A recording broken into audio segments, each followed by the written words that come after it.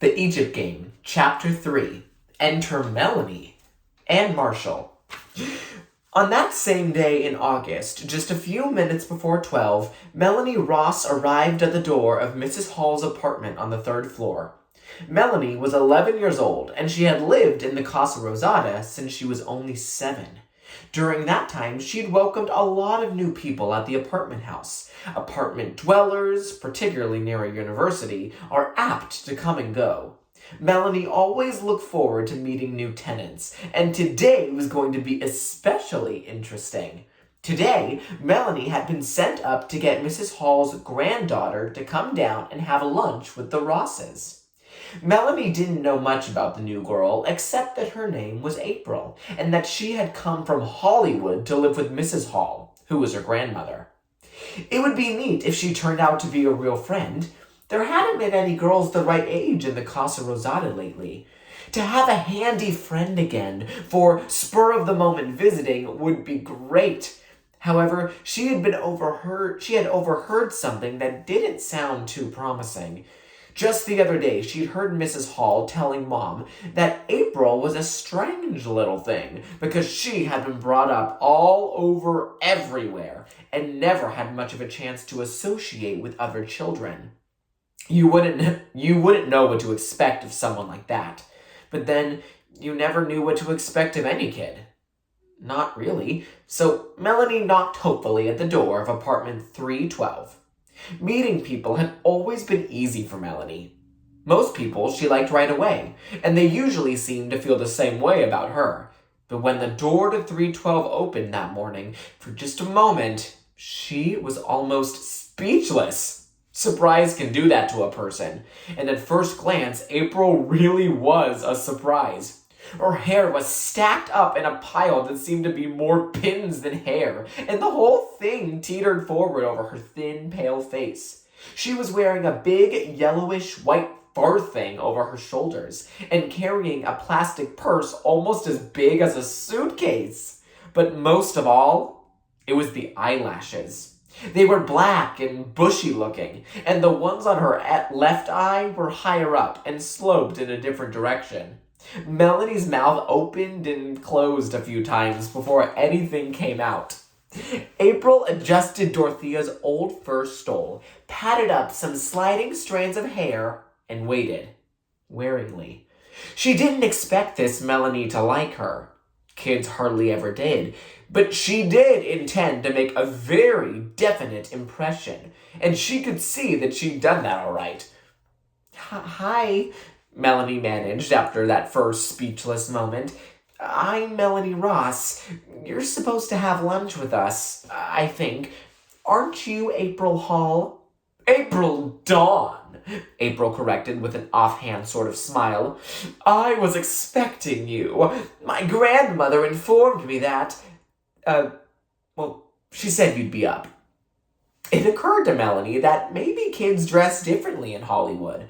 As they started down the hall, she asked, Are you going to stay with your grandmother for very long? Oh, no, April said. Just till my mother finishes this tour she's on. Then she'll send for me to come home. Tour?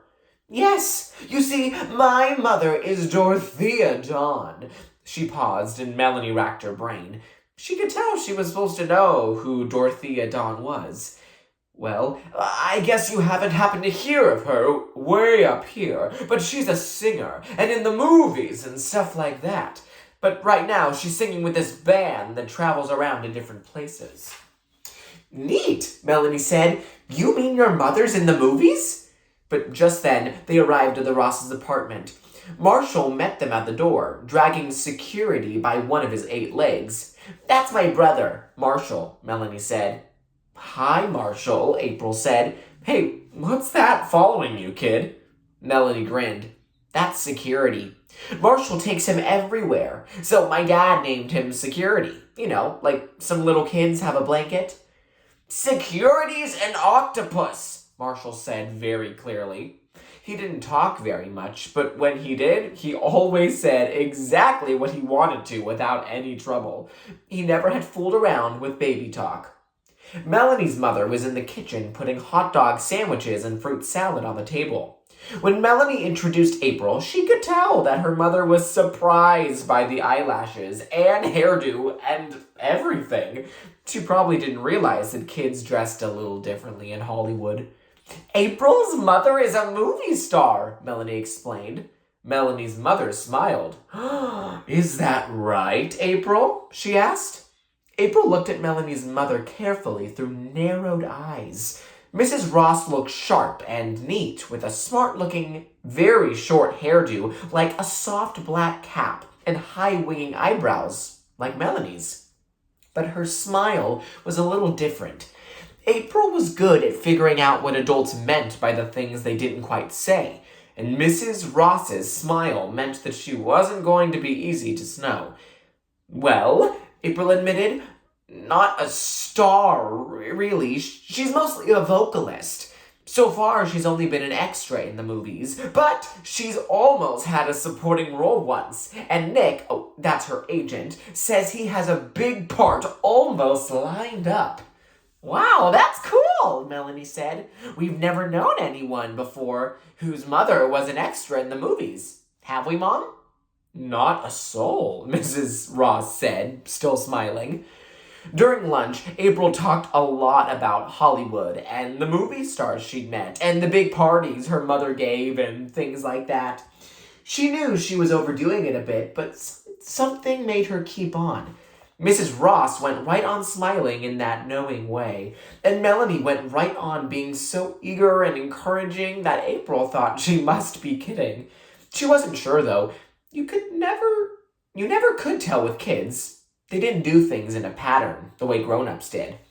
Actually, Melanie knew that April was showboating, but it occurred to her that it was probably because of homesickness. It was easy to see how much she'd like to be back in Hollywood with her mother.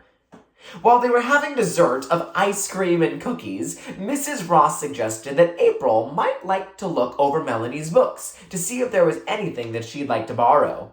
Do you like to read? Melanie said. Reading is my favorite occupation. That's for sure, Mrs. Ross laughed. A full-time occupation with overtime. Your grandmother tells me that you would do a lot of reading too, April. Well, of course. I'm usually pretty busy with all the parties and everything. I do read some, though, when I have a chance. But after lunch, when Melanie showed April her library, a whole bookcase full in her bedroom, she could tell that April liked books way more than just a little. She could tell just by the way April picked up a book and handled it, and by the way she forgot about acting so grown up and Hollywoodish.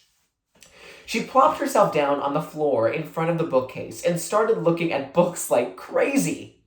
For a while, she seemed to forget all about Melanie. As she read, she kept prodding up her eyelashes with one finger. All of a sudden, she said, Could you help me get these stupid things off? I must not have put them on the right place or something. When I look down to read, I can't even see the words. So Melanie scratched the ends of the eyelashes loose with her longest fingernail, and then April pulled them off the rest of the way. They were on pretty tight, and she said, Ouch! Several times, and a couple of other words that Melanie wasn't allowed to say. Oh, said April, looking in the mirror. I think I pulled out most of my real ones. Does it look like that to you? Oh, I don't think so, Melanie said. I still see some. Is this the first time you've worn them? The false ones, I mean? April put back on her haughty face. Of course not. Nearly everybody wears them in Hollywood. My mother wears them all the time. It's just that these are new ones, and they must be a different kind. April put her eyelashes away carefully in her big bag, and they went back to looking at books. Melanie showed her some of her favorites, and April picked out a couple to borrow. It was then that April took a very special book off of the shelf. It was a very dull-looking geography book that no one would be interested in. That was why Melanie used to hide it, something very special and secret. As April opened the book, some cut-out paper people fell out on the floor. What are those? April asked. Oh, just some old things of mine, Melanie said, holding out her hand for the book. But April kept on turning the pages and finding more bunches of paper people. "Do you really still play with paper dolls?" April asked in just the tone of voice that Melanie had feared she would use. Not just because she was April, either. It was the tone of voice that nearly anyone would use about a 6th grade girl who still played with ordinary paper dolls. "But they're not really paper dolls," Melanie said, "and I don't really play with them. Not like moving them around and dressing them up and everything. They're just sort of a record for a game I play. I make up a family, and then I find people who look like them in magazines and catalogs, just so I'll remember them better. I have 14 families now. See, they all have their names and ages written on the back. I make up stuff about their personalities and what they do. Sometimes I write it down like a story, but usually I just make it up." April's scornful look was resolving. "Like what?" "Well," Melanie said, "this is the Brewster family. Mr. Brewster is a detective. I had to cut him out of the newspaper because he was the only man I could find who looked like a detective. Don't you think he does?" "Yeah, pretty much. Well, anyway, I just made up about how he solved this very hard mystery and caught some dangerous criminals. And then the criminals escaped and were going to get revenge on Mr. Brewster. So the whole family had to go into hiding and wear disguises and everything." April spread the Brewsters out on the floor. Her eyes were shining, and without the eyelashes, they were pretty wide and blue. "Have they caught the criminals yet?" she asked. Melanie shook her head. "Well, how about if the kids catch them? They could just happen to find out where the criminals were hiding." "Oh, neat," Melanie said. "Maybe Ted," she pointed to the smallest paper Brewster, "could come home and tell the other kids how he thinks he saw one of the criminals going into a certain house. And then," April interrupted, "the girls could go to the house, pretending to sell Girl Scout cookies to see if it was really the crooks." From the Girl Scout cookies caper, the game moved into some even more exciting escapades. And when Mrs. Ross came in to say that Marshall was down for his nap and that she was leaving for the university, where she was taking a summer course for school teachers, the criminals were escaping, taking one of the Brewster children with them as a hostage. An hour later, when Marshall came in sleepy-eyed and dragging security, several of the other paper families had been brought into the plot. Marshall seemed content to sit and listen, so the game went on with daring adventures, narrow escapes, tragic illnesses, and even a romance or two. At last, right in the middle of a shipwreck on a desert island, April noticed the time and said she'd have to go home, so she'd be there when Caroline got back from work. As they walked to the door, Melanie asked, "Do you want to play some more tomorrow?" April was adjusting her fur stole around her shoulders for the trip upstairs. "Oh, I guess so," she said, with a sudden return to haughtiness. But Melanie was beginning to understand about April's frozen spells and how to thaw her out. You just had to let her know she couldn't make you stop liking her that easily. "None of my friends know how to play imaginary games the way that you do," Melanie said. "Some of them can do it a little bit, but they mostly don't have any very good ideas. And a lot of them only like ball games or other things that are already made up. But I like imagining games better than anything." April was being very busy trying to get her stole to stay on, because the clasp was a little bit broken. All at once, she pulled it off, wadded it all up, and tucked it under her arm. She looked right straight at Melanie and said, "You know what? I never did call them that before, but imagining games are just about all I ever played, because most of the time, I never have anybody to play with." She started off up the hall. Then she turned around and walked backward, waving her fur stole around her head like a lasso. "You've got lots of good ideas too," she yelled.